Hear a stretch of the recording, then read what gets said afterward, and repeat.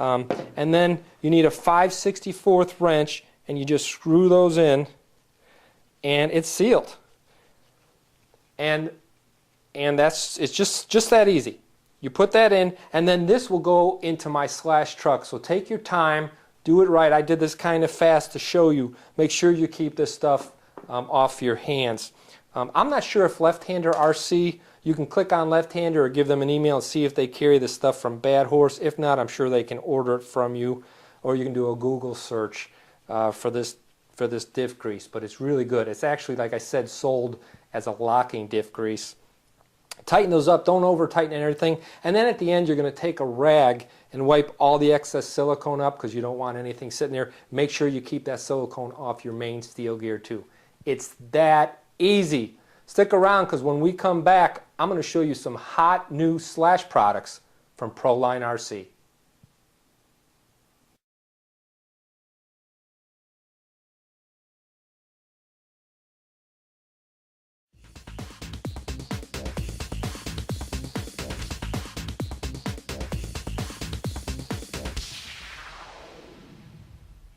Proline has made it incredibly easy to put new tires on your Traxxas Slash. These are the Switch from Team Proline, and they're already mounted on real beadlock tires.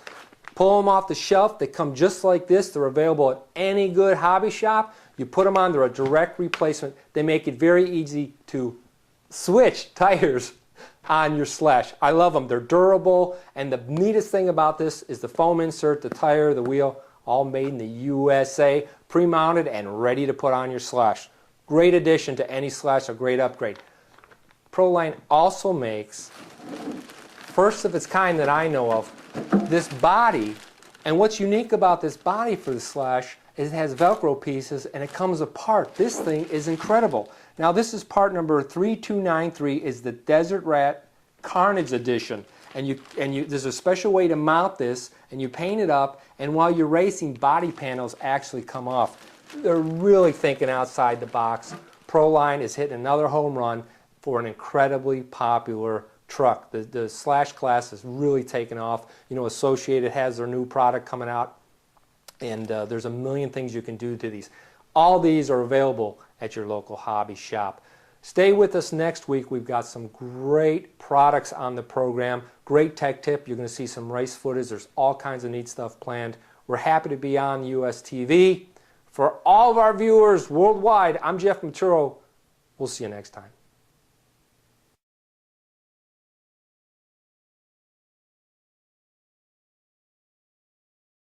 This is a Lanier kit. It's a 300S, slightly modified. And it's the same one that Patty Wagstaff flies, and it's really a wonderful thing. It's a lot of fun. It's 103-inch wingspan with a 4.2 sacks for the engine, and it weighs about 26 pounds, and it'll go vertical pretty good. Now we saw it. It has smoke. How long does something like this take you to build?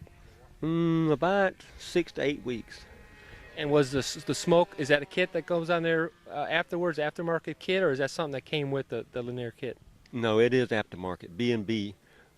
Bennett makes a system up with the pump and with the tanks, and also mufflers for the engine so that it converts it into smoke. It's really neat and it's nice, and it's sort of impressive when you see it work. Oh, we were impressed. You do a beautiful job watching it now. What size engine and how many servos and what kind of radio are you using? Okay, I'm using a high-tech radio. It's a computer radio, and I've got a 4.2 sacks engine, which is almost 8 horsepower. And we have 7 servos, counting the one that we use for the smoke, to turn the smoke on and off. So that's about it. It's really a fun thing to build. It's a great thing to fly. They fly much better than a trainer does. You know, they're so precise. Wherever you leave it, that's where it stays. Do you need something so large? Do you need something special to haul it around? Does this fit in your regular car? You don't want to hear this. It sticks out the back of my truck. But somebody asked me which one I bought first, the model or the truck. Well, it happened to be the model, and the truck just a little bit short for it right now.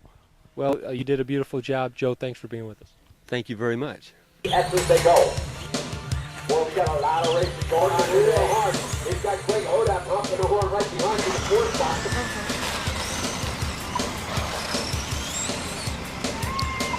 Radio control is really a fantastic hobby. It offers the thrills of flying, driving, or skimming across the water without the prohibitive cost or inherent risk. This once hidden hobby has enabled hundreds of thousands of people to enjoy an interest many become extremely passionate about. There is something to be said for waking up on a beautiful weekend morning, making your way out to the flying field, or preparing for a day of hotly contested driving. Radio control makes driving a Ferrari or flying a vintage P-51 Mustang possible. Heck, I drive a different car every week. It's easy with the simple change of a Lexan body.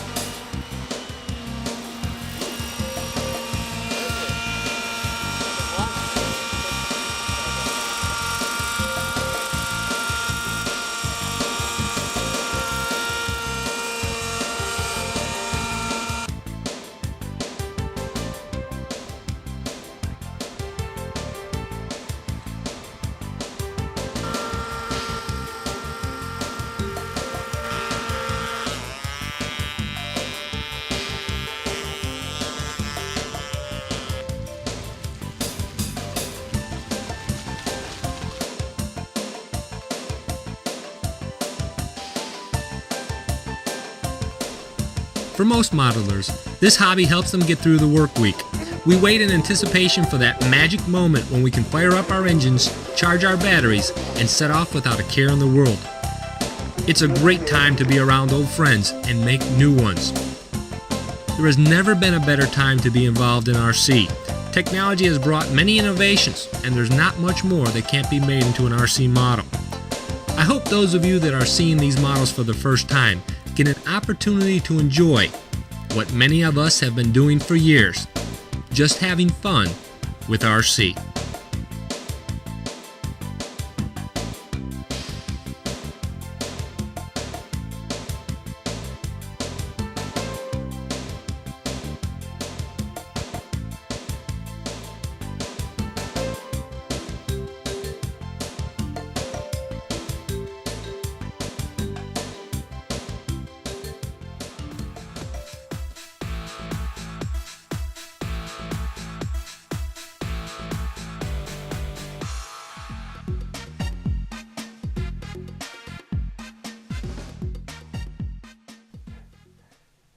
When the original M1 chassis Mini Cooper was released in 1995, it started a mini car craze.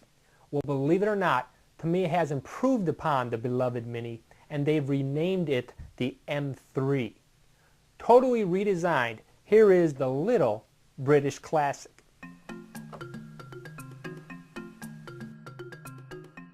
The Tamiya Mini Cooper Racing M3 arrives in a bright box with well-marked packages inside. The new chassis comes molded in silver and features molded-in shock towers which support 4 friction-type shock absorbers. Tamiya did away with the M1's linked monoshocks.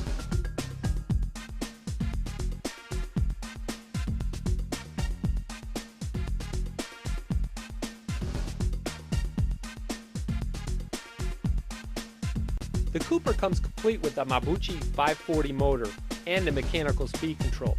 For our test drive, we opted to use Tower Hobby's AM 2-channel pistol grip radio, a Tekin Speedstar speed controller, and Team Orion batteries. The stock motor provided ample power, and anyone who has driven the M1 will notice a marked improvement in the M3. We did notice that as soon as we left off the throttle, our M3 came to almost a complete stop. Very little coasting here. The stock 60D mini radials provided plenty of bite. Just take your time and glue the tires securely to the wheels.